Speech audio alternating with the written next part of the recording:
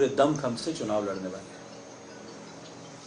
Sir, Punjab को एक phase में ही किया गया है, तो लगता है कि पंजाब का चुनाव ज्यादा अहम माना जा रहा है।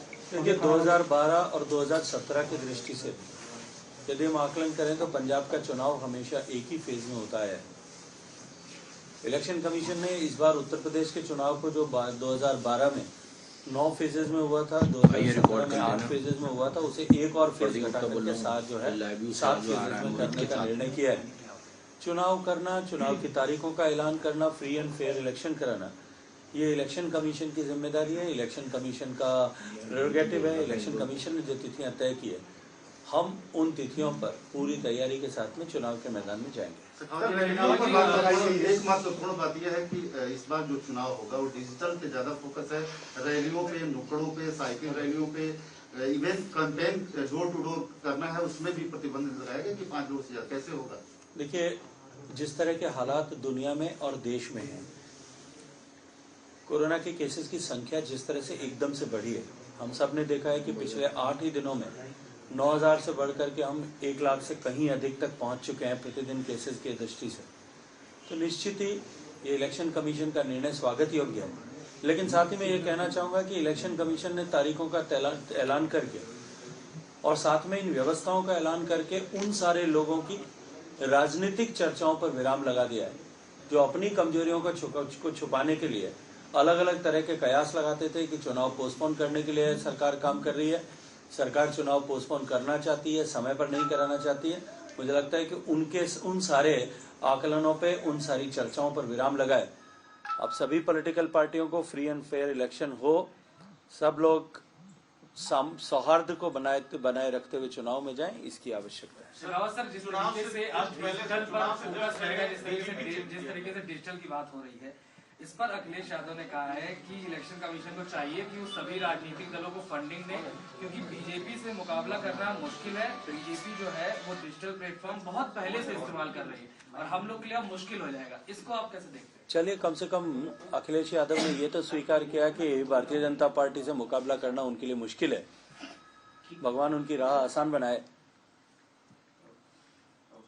भारतीय जनता पार्टी, जैसा मैंने कहा, कि दूरदृष्टि पूर्ण नेतृत्व की पार्टी है और हमने भारतीय जनता पार्टी को समय के साथ समय के कदम ताल करते हुए चलने के लिए हमारे नेतृत्व ने हमेशा तैयार रखा है।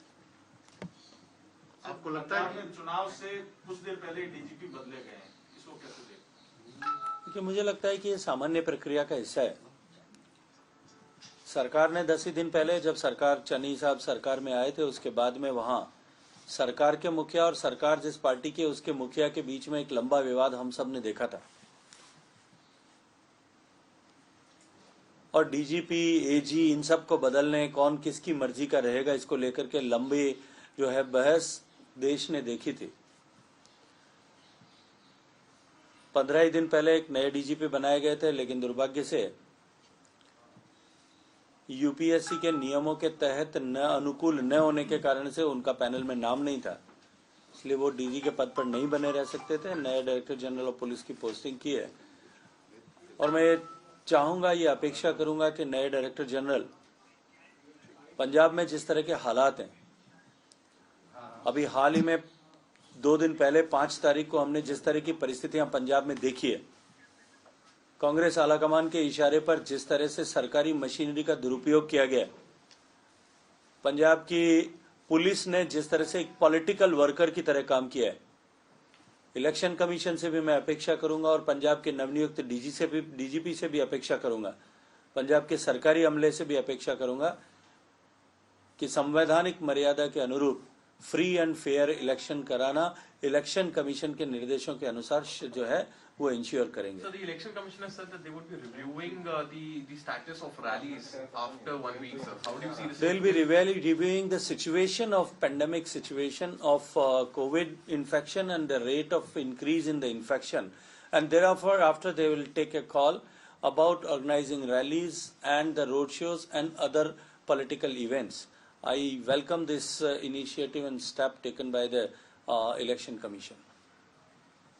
एक सवाल पंजाब में जिस तरीके से रैली के दिन जो बसों को रोका गया, जो एक घटना हुई महत्वपूर्ण, उसके अलावा बसों को रोका गया, कई जगह पोस्टर वोस्टर फाड़े गए, तो क्या आप मांग करेंगे कि सेंट्रल फोर्सेज को लगाया जाए चुनाव? देखिए, ये महत्वपूर्ण घटना नहीं थी, वो दुर्भाग्यपूर्ण घटना थी।